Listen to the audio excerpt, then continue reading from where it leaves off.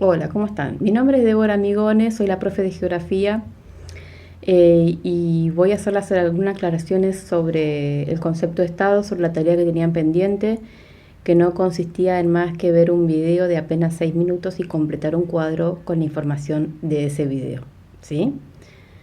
Para empezar, vamos a tener en cuenta que cuando hablamos de Estado, cuando hablamos del concepto de Estado, hablamos de un país, ¿sí? Un Estado es un país, un Estado nacional argentino, por ejemplo, u otro, ¿sí? En el mundo existen más de 200 países. Ahora vamos a ver qué características debe tener un territorio para ser considerado Estado, ¿sí? Un país para ser considerado Estado nacional, Estado, ¿sí? A ver. En primer lugar, un Estado, un país, es una organización sociopolítica, es decir, que está conformado por una sociedad, ¿sí? Que es la sociedad que vive ahí la que le da las características a ese Estado, las características políticas. Lo político está referido a la organización de cada país. Por ejemplo, en el caso de Argentina tenemos un presidente, al ser un Estado nacional democrático, una república, tenemos un presidente a nivel nacional, un vicepresidente, tenemos gobernadores en las provincias y dentro de las provincias, en las ciudades, tenemos intendentes, ¿sí? Ahí tenemos toda una estructura, una organización política del Estado nacional que se va achicando, digamos, en escala, pero que hace que todo el país funcione de una manera organizada, prolija, ¿sí? Sería la idea. Cada estado tiene un poder soberano. ¿Qué quiere decir esto? Que cada estado es independiente de tomar las decisiones y de hacer funcionar o regir las leyes que le parezca sin que nadie le diga nada. Básicamente es eso, ¿sí?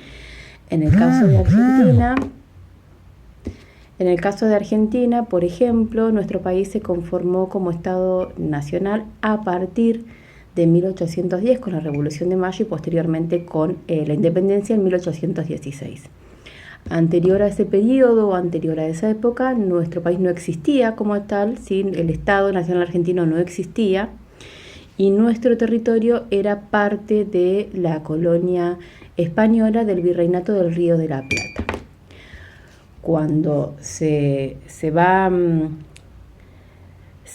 llevando a cabo la Revolución de Mayo y después la independencia, nuestro territorio ya deja de formar parte de la colonia española, es decir, que España ya no decide sobre qué pasa en nuestro territorio y nosotros como Estado Nacional que surge, que nace, vamos a ir formando o conformando las leyes que van a regir dentro de nuestro territorio con sus límites, ¿sí?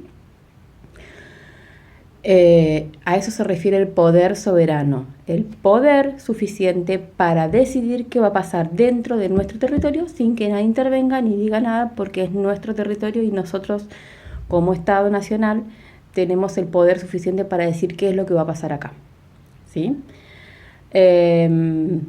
Los elementos que componen a un Estado, sea el cual sea, son el territorio sobre el cual se va a desarrollar, se va a emplazar ese Estado, ¿sí? Porque un Estado no puede existir sin un territorio.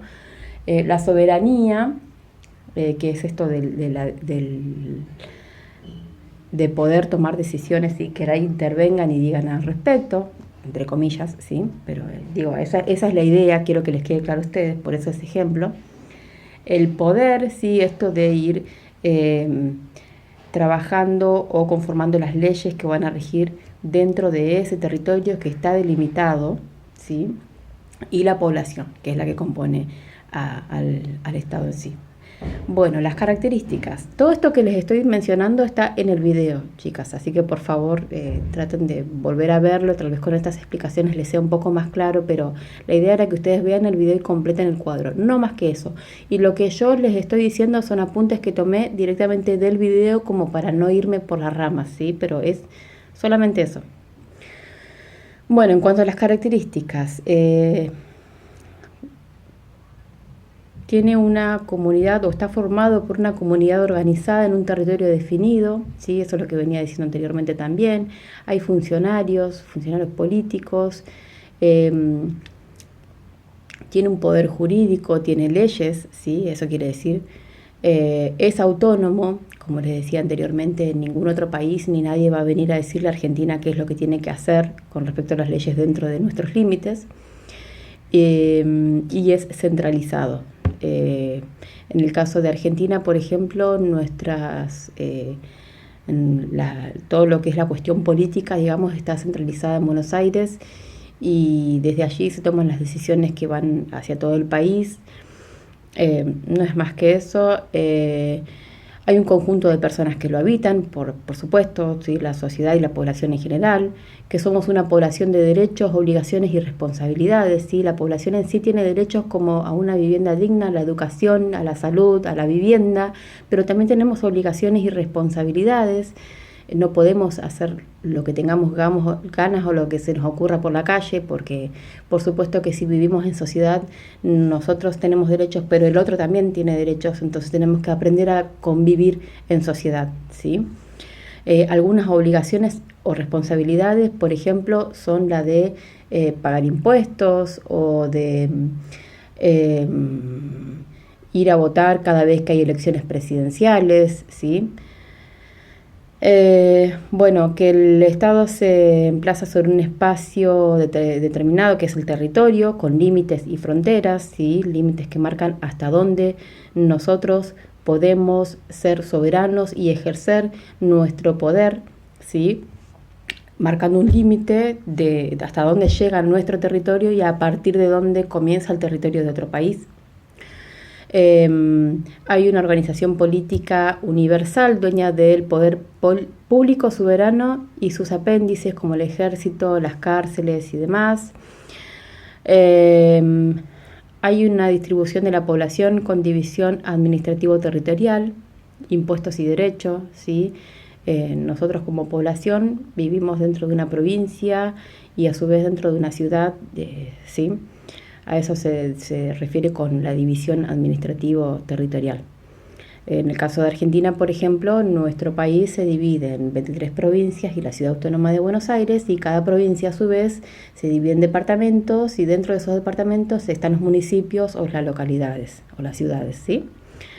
Bueno, el poder es la voluntad de la clase dominante del poder político. ¿Por qué dice esto? Porque generalmente cuando quienes toman las decisiones más importantes sobre qué es lo que va a suceder con respecto a las leyes en los países, generalmente es ese grupo reducido de personas que toman las decisiones más importantes son la clase dominante, ¿sí? Son los que tienen el poder, por eso son clase dominante, son los que tienen el poder para decidir sobre nosotros, que somos tal vez una clase más baja dentro del nivel, digamos, de sociedad que hay dentro de cada país.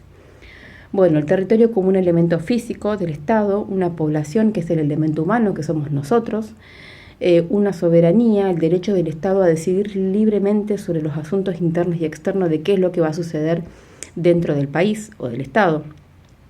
La organización o los poderes dentro del Estado son el legislativo, ejecutivo y judicial, son 3, y esto está en el video, chicas, no es lo que les estoy diciendo yo, no es nada más ni extra de lo que está en el video, ¿sí? El poder legislativo es el que se encarga de elaborar las leyes, el ejecutivo es el que administra el Estado, y el judicial es que administra la justicia y hace cumplir la ley, ¿sí? Cada uno de estos poderes debe ser independiente entre sí, ¿sí? Ninguno puede valer más que el otro ni decidir sobre el otro qué es lo que va a pasar, ¿sí? Esa es la idea de la estructura de democrática para que todo sea lo más justo posible. Con respecto a la finalidad del Estado, objetivamente es obtener el bien común, ¿sí? Un Estado va a funcionar y va a hacer funcionar las leyes en base a la posibilidad de que su población viva lo mejor posible, ¿sí? Esa es la idea de las leyes. Tratan de que nosotros vivamos bien, ¿sí? O que vivamos lo mejor posible.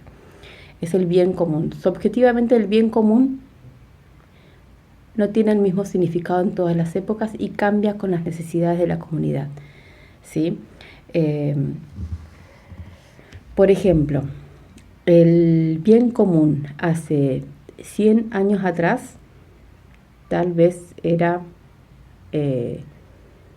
simplemente tener trabajo, supongamos, ¿no? El bien común hoy en día implica que todos tengamos acceso a la educación. ¿Se entiende? La cuestión del bien común va cambiando con el tiempo, ¿sí? La sociedad cambia, se transforma y las necesidades de esa sociedad también cambian, ¿sí? Entonces, la finalidad del Estado es el bien común, lograr el bien común, ¿sí? Sea obviamente en la época que corresponda, ¿no? Bueno, espero que esto les haya ayudado, que les haya servido y que lo puedan hacer lo antes posible y entregarlo así ya se lo sacan de encima, ¿sí? La idea era empezar con el concepto de Estado porque es sobre lo que vamos a trabajar más adelante. Por eso quería que tengan en claro qué es un Estado, qué características tiene, cuál es la función, sí o finalidad. Espero que les haya servido.